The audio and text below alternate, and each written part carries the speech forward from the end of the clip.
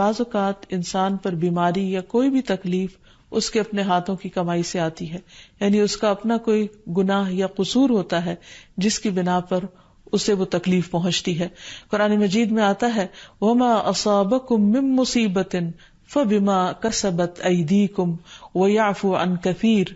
اور تمہیں جو بھی مصیبت پہنچی تو وہ اس وجہ سے ہے جو تمہارے ہاتھوں نے کمایا، اور وہ بہت سی چیزوں سے درگزر کر جاتا ہے.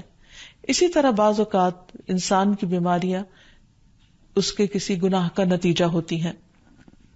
عمر رضی اللہ عنہ نے جب عباس رضی اللہ عنہ سے بارش کی دعا کرنے کے لیے کہا تو انہوں نے کہا اے اللہ، بے شک مصیبتیں گناہوں کی وجہ سے ہی نازل ہوتی ہیں اور انہیں صرف توبہ ہٹا سکتی ہے. پھر اسی طرح ایک اور روایت میں آتا ہے رسول اللہ صلی اللہ علیہ وسلم نے فرمایا جب بھی کسی رگ یا آنکھ کو نقصان پہنچتا ہے تو وہ کسی نہ کسی گناہ کی وجہ سے ہوتا ہے، لیکن جو تکالیف اللہ تعالیٰ ویسے ہی ٹالتا رہتا ہے وہ کہیں زیادہ ہو جاتی ہیں. پھر اسی طرح بعض بیماریاں انسانوں کے اعلانیہ گناہوں کی وجہ سے بھی ہوتی ہیں، جیسے کہ ایک حدیث میں آتا ہے جب کسی قوم میں بدکاری عام ہو جاتی ہے اور وہ اعلانیہ اس کا ارتکاب کرتے ہیں تو ان میں طاعون اور ایسی مختلف بیماریاں پھیل جاتی ہیں جو کہ ان سے پہلے گزرے ہوئے لوگوں میں نہ تھی.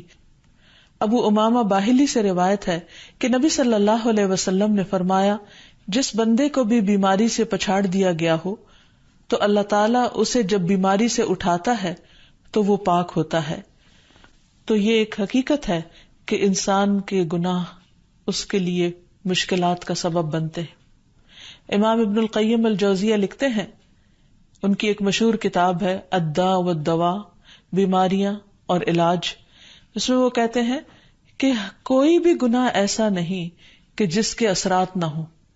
انسان سے چھوٹی یا بڑی جو بھی کوئی غلطی صادر ہوتی ہے اس کے نتیجے میں کچھ نہ کچھ اثرات اس کی زندگی پر ضرور پڑتے ہیں.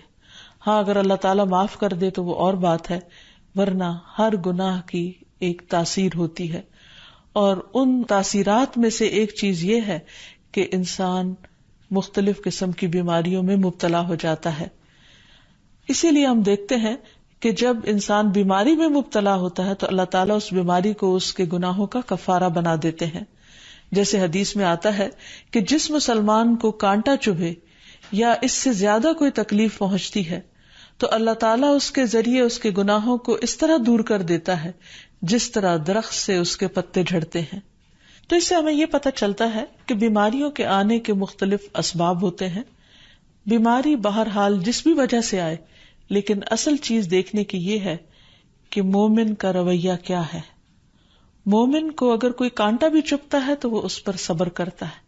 اس لیے بیماری یا تکلیف کے آنے پر انسان کو اللہ سے راضی رہنا چاہیے، شکوہ نہیں کرنا چاہیے، کیونکہ جو اللہ سے راضی ہو جاتا ہے کسی آزمائش پر، اللہ تعالیٰ بھی اس سے راضی ہو جاتا ہے. پھر اسی طرح اللہ تعالیٰ کا شکر ادا کرنا چاہیے،